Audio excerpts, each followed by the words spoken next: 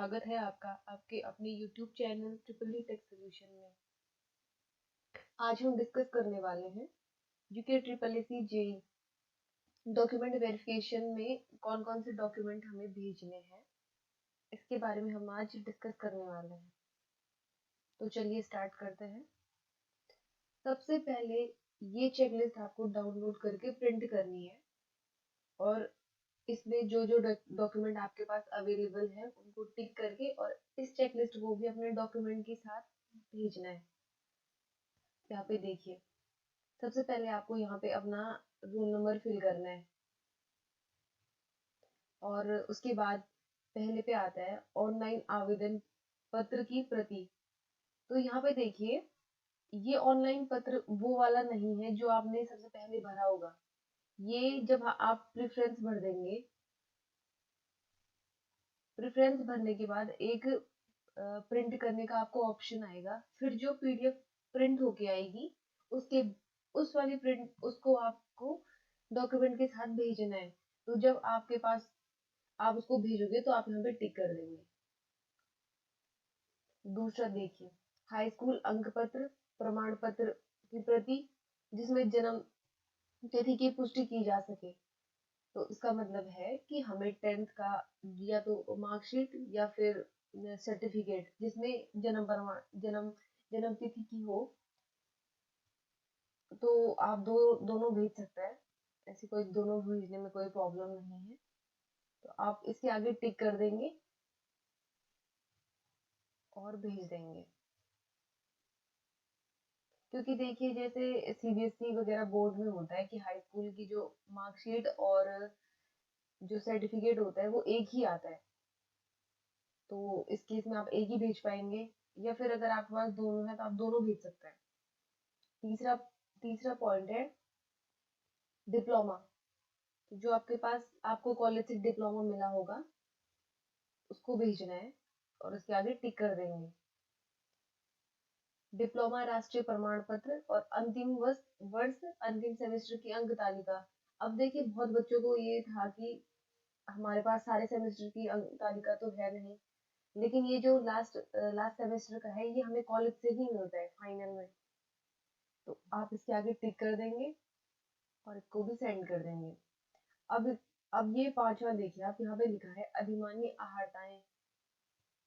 जो आपने ऑनलाइन आवेदन पत्र भरते समय दावा किया होगा, ये उन्हीं को भेजने होंगे।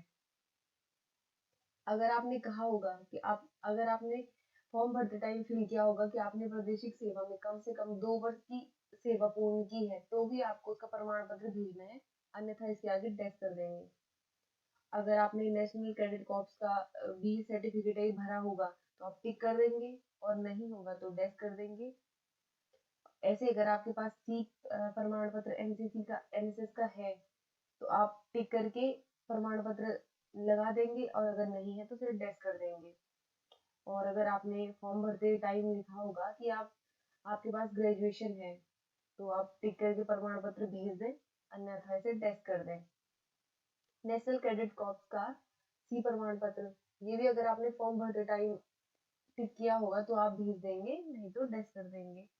और अगर आपने फॉर्म भरते टाइम ये टिक किया होगा कि आपके पास 1 वर्ष का प्रशिक्षण प्रमाण पत्र है तो भेज दें, अन्यथा इसे भी डैश कर दें।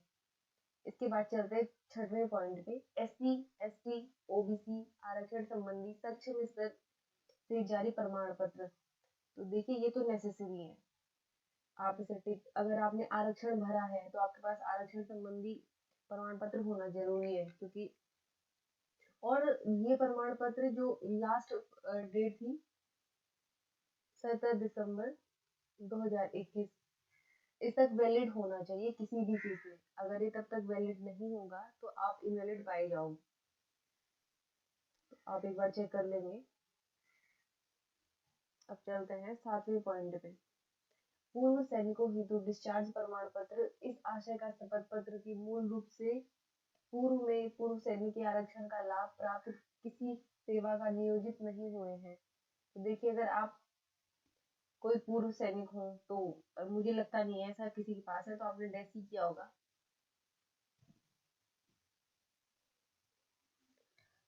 स्वतंत्रता संग्राम सेनानी के आश्रितों के लिए प्रमाण पत्र। तो अगर आप आश्रित हैं और अगर आपने टिक किया है तो इसको भी भेज दें, अन्यथा छोड़ दें इसे भी।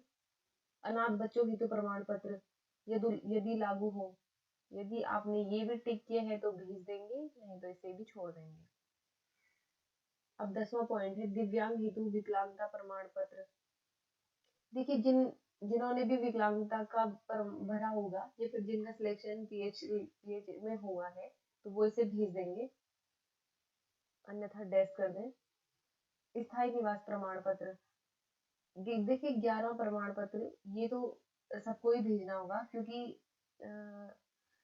देखिए मेन चीज ये है कि पहले मूल निवास, बहुतों की ये प्रॉब्लम है कि पहले मूल निवास होता था, लेकिन अब जो नया अपडेट आया है उसमें मूल निवास नहीं बनता, अब सिर्फ स्थायी निवास ही बनता है, तो आप स्थायी निवास भेजेंगे इसमें।